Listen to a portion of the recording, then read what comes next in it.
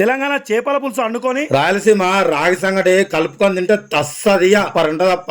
అవునా అండి, రెండు కలుపుకొని తింటే అంత బాగుంటదా? అవు పిల్ల, తెలంగాణ ఆంధ్ర ఎంత మంచిగా ఉంటాయో చేపల పులుసు రాగి సంగటి కూడా అంత సూపర్ ఉంటాయి. అబ్బా చెప్తేనే నోరు ఊరుతుందండి, తొందరగా చేసి పెట్టచ్చు కదా.